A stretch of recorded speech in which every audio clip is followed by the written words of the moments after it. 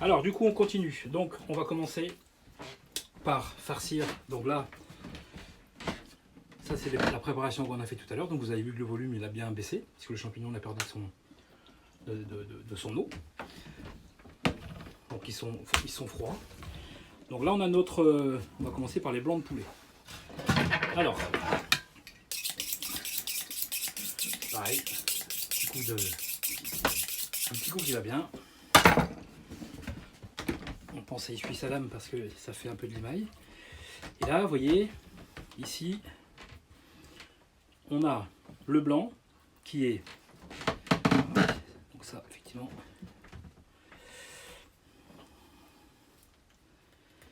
Je ne l'ai pas enlevé tout à l'heure. Donc là, on a le blanc. Donc ce qu'il va falloir faire, c'est venir... Donc là, on a la grosse épaisseur du dos de la bête. Ici, on a l'aile. Et on va venir... Vous voyez? Donc là, on a le blanc qui est comme ça. La partie la plus charnue, c'est cette partie-là. Donc en fait, pour avoir une cuisson homogène, on va enlever cette surépaisseur. Donc on vient ici, passer son couteau. Alors moi j'aime travailler avec les petits couteaux. Vous voyez, hop, et on vient creuser comme ça, sans trop. Voilà, donc vous voyez, ça donne quelque chose comme ça. Donc tous les petits morceaux qui se détachent, vous les remettez dedans, hein, c'est pas perdu. Comme ça, voilà. Là, on prend le moulin. Là par contre, on ferait plutôt... Donc vous voyez, la petite vis, ça vous sert à faire plus ou moins des gros grains. Et là, on vient assaisonner. Encore une fois. On vient prendre un peu de sel. Et on sale. Hop. On prend sa préparation. On en met à la hauteur de ce qu'on aime. Voilà.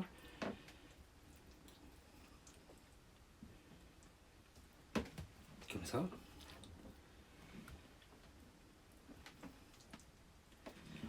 Et là, vous reprenez la partie que vous avez découpée et vous la remettez par-dessus. Vous voyez, je vais essayer. Donc ça fait un produit qui est comme ça. D'accord? Et alors là, le petit secret du chef, c'est tout simple. Du papier d'aluminium. Vous en coupez un petit bout. Voilà. Vous le mettez dedans comme ça. D'accord? Vous le mettez proprement. Hein. C'est-à-dire qu'il il va déjà prendre sa forme. Alors, deux solutions.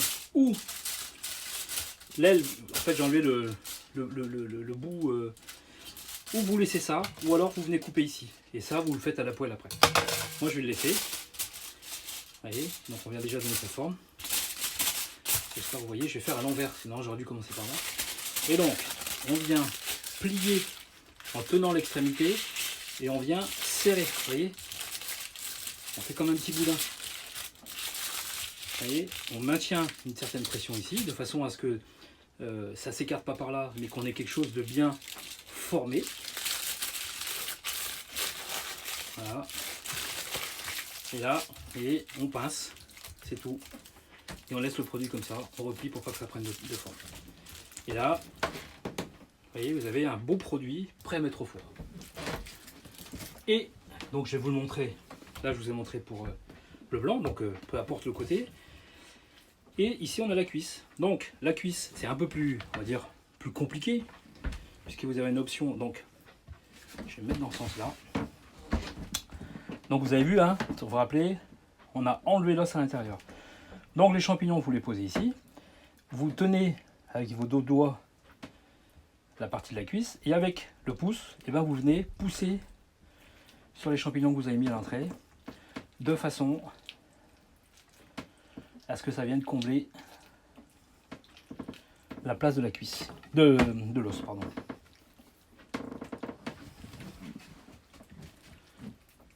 Et là, vous voyez, on voit, c'est un peu plus dur. Alors après, on ferme et on appuie. Donc, vous voyez là, il n'y a rien de technique, quoi. C'est vraiment du bon sens et du bon sens. Voilà, on vient, vous voyez, fermer là, je presse et ça va jusqu'au bout. Alors il faut aimer un peu en avoir sur les mains. Voilà, et là on se retrouve dans la même configuration que tout à l'heure. Vous voyez, donc là c'est plein, ici c'est plein, et là on va venir refermer. Le solilès, regardez comment il est beau. Le solilès il est là, vous voyez. Et là, pareil, on prend l'aluminium.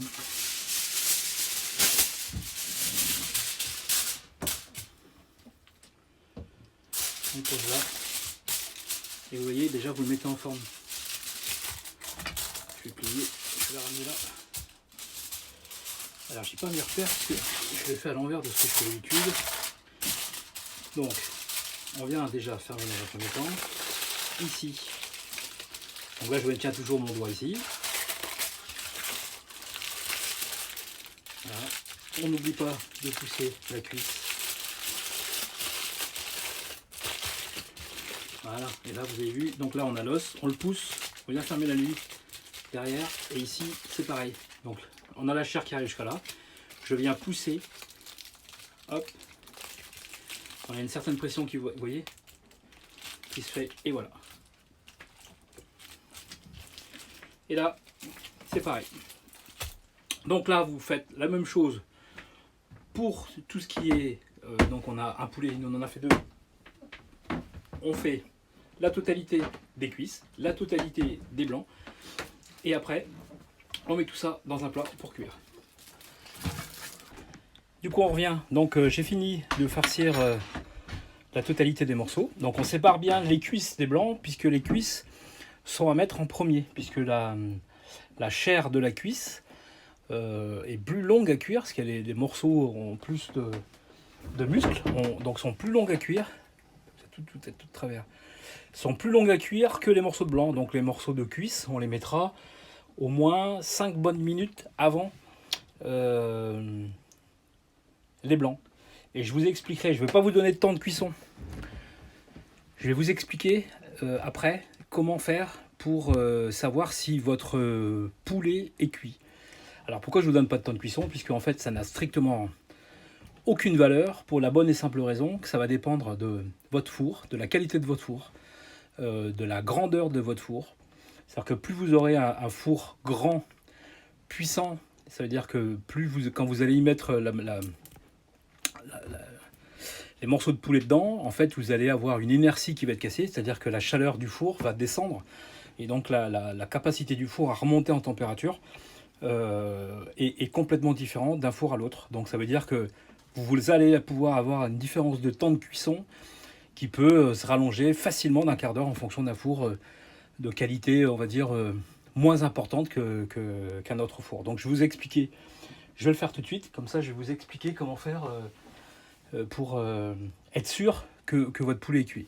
Voilà, je vous reprends tout de suite. Alors, pour savoir si votre poulet est cuit, donc vous allez reprendre un couteau fin. Je vais vous poser. Vous allez prendre un couteau fin.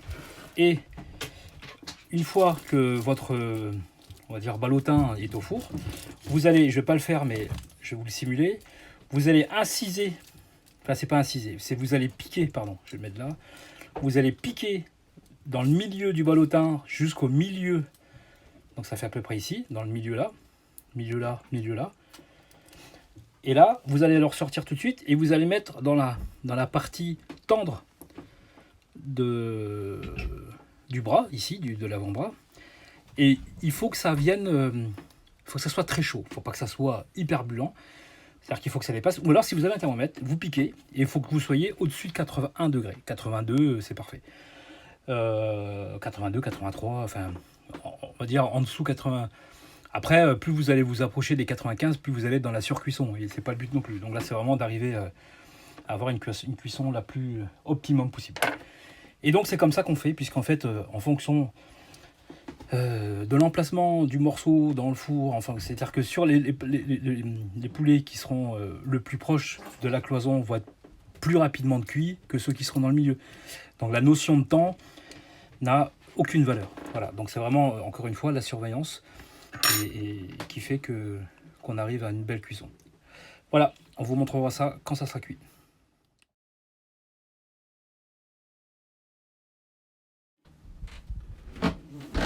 Alors, du coup, je vais vous montrer, je vous en ai pas parlé, mais avec ça, on va faire un petit gratin dauphinois. Alors, le gratin dauphinois, c'est très simple. Il n'y a pas de fromage. Ça veut dire qu'on y met des pommes de terre qu'on a épluchées. Le secret. Alors, je vais vous, sans prétention, je vais vous expliquer ce qu'il ne faut pas faire.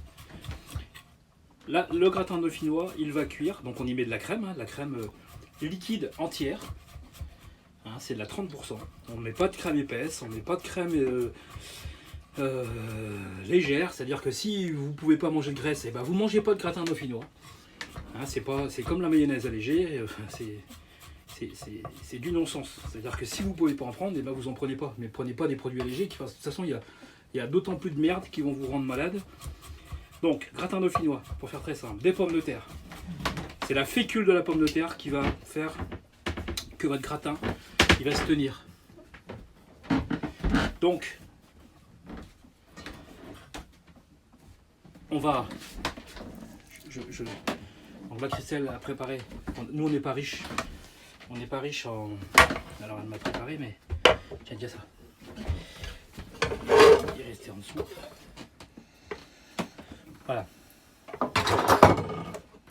Donc, de l'ail, du sel, voilà, du sel en quantité, on n'a pas assez là.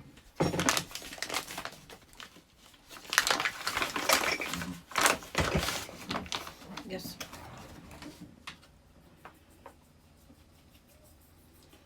Et là, le secret, c'est comme je vous ai dit tout à l'heure. Ça veut dire que, rappelez-vous, la cuisson, quand il va y avoir de la cuisson, on va avoir la pomme de terre, elle, qui n'est pas salée. Et donc, on va avoir un transfert de sel on appelle ça un appareil, de l'appareil vers la pomme de terre qui n'est pas salée. Donc, ça veut dire que l'appareil, alors pareil, on n'y met pas les doigts. Et là, vous voyez, en termes d'assaisonnement, on est pas mal.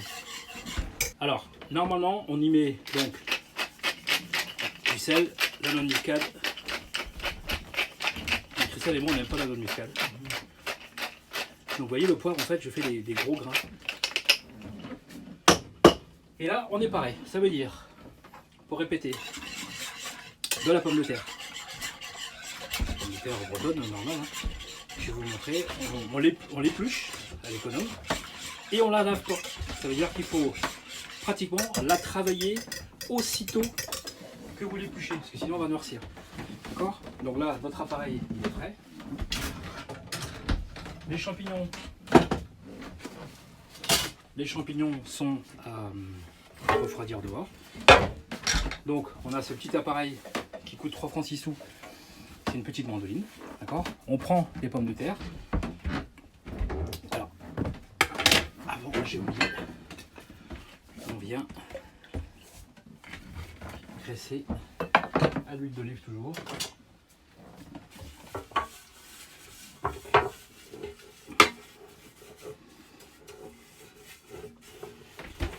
Donc la recette, parce que je n'en ai pas vraiment parlé, je suis un peu brouillon.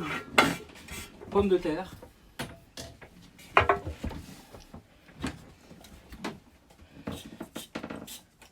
crème liquide. Vous voyez, en fait, on fait des tranches fines. Le secret, il est là. Ça veut dire que c'est tout ce qu'il va y avoir. C'est-à-dire qu'il va y avoir notre pomme de terre,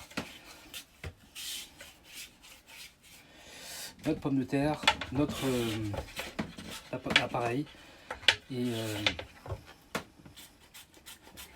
une cuisson, on va dire, relativement longue. C'est-à-dire qu'on ne vient pas non plus agresser le produit. Donc de cette façon, eh bien, vous allez avoir la graisse de la crème qui va se mélanger à la pomme de terre. Alors que si vous venez cuire ça très rapidement, donc les petits bouts là, c'est pareil, vous ne les jetez pas. Vous vous les faites sauter le lendemain, vous les mettez dans l'eau, ça vous pouvez. Là, s'il ne faut pas les mettre dans l'eau, c'est parce qu'il faut garder l'amidon. L'amidon, vous voyez, en fait, on la sent là, c'est des petits grains. Donc ça, c'est une mandoline, on va dire, ménagère. On y fait déjà pas mal de choses. Hein. En cuisine, c'est un outil de torture. C'est-à-dire qu'on se coupe, mais on se coupe, mais on se coupe. Donc vous voyez, on fait des tranches fines.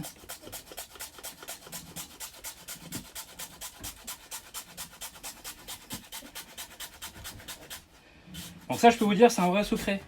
Vraiment. C'est-à-dire qu'on ne vient pas y mettre du lait avec des œufs, avec du fromage par-dessus. Non, non, ça c'est un gratin dauphinois de sagouin, ça. Un gratin dauphinois, c'est aussi simple que ça. Ça veut dire que c'est quelque chose qui prend le plus long. Là, vous allez voir, on va le faire en direct, hein, je ne vais pas couper. Le plus long, c'est de faire ce que je fais. C'est-à-dire que éplucher les pommes de terre, vous pourriez mettre les enfants. Ça leur fait une petite animation et ça fait plaisir à tout le monde. Et le plus compliqué, le plus long, c'est ce que je suis en train de faire.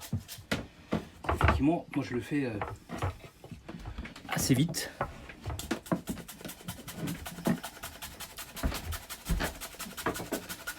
Par contre, c'est un peu parce que j'ai... C'est pas accéléré, hein, je parle en même temps. Par contre, c'est parce que j'ai un peu l'habitude. Donc la pomme de terre fait office de lion à base à travers l'amidon. Et là, vous faites ça. Vous faites une escalope, juste une escalope de dinde. Vous faites un petit... vous savez pas faire la cuisine, vous faites ça. Vous faites une escalope poêlée. Un petit gratin dauphinois comme ça. Et ben, vous êtes mieux que Maïté. Vous voyez par contre, la pomme de terre elle commence à rougir là. Donc là ça veut dire qu'il faut que je me magne.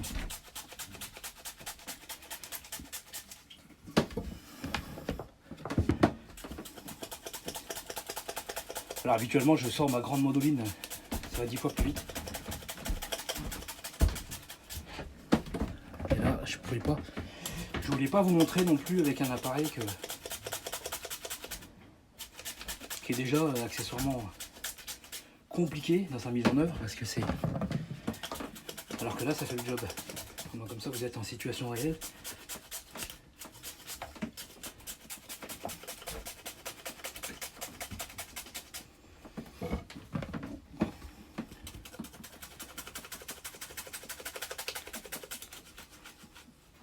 Je sens mon four qui brûle. Alors le four c'est pareil, le four à gaz dans un bateau, c'est pas simple.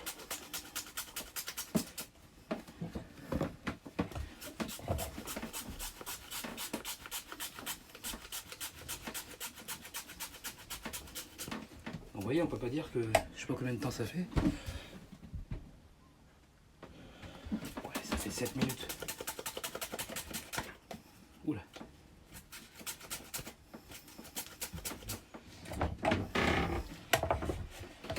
Voilà, on n'a pas peur d'en mettre.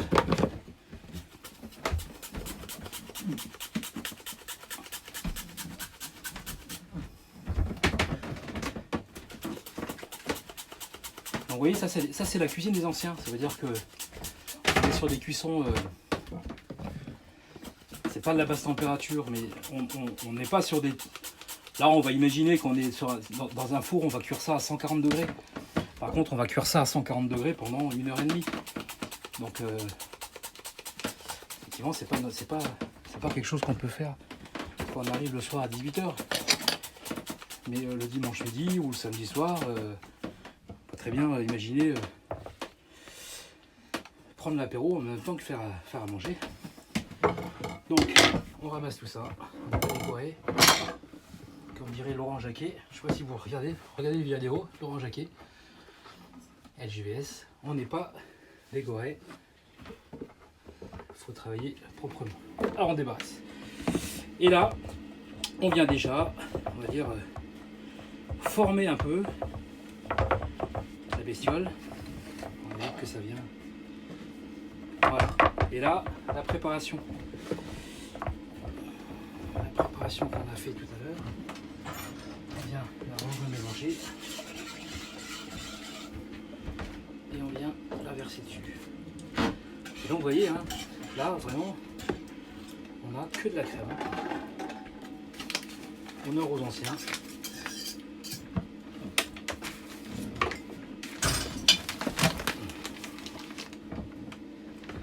Et là on y met les mains. On vient un petit peu mélanger.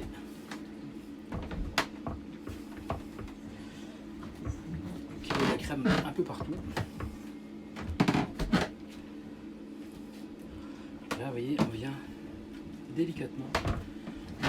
Vous voyez, il en reste un petit peu de l'appareil. Et là je presse de façon à... On imagine les pommes de terre qui font comme un millefeuille. Voilà. Et si on veut faire joli, et les pommes de terre, donc là j'aurais très bien pu conserver une très grosse pomme de terre, et en fait vous voyez, vous venez les ranger par-dessus comme ça. Ça veut dire que si votre plat vous voulez le présenter, et ben vous voyez, c'est quelque chose de propre. C'est toujours pareil, propre. Et voilà, et là le gratin est prêt à aller au four. Donc ça veut dire que j'ai fait un peu trop d'appareil.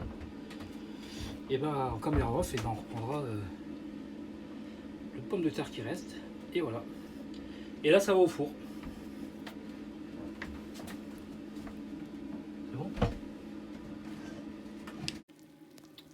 Voilà le gratin qui sort du four.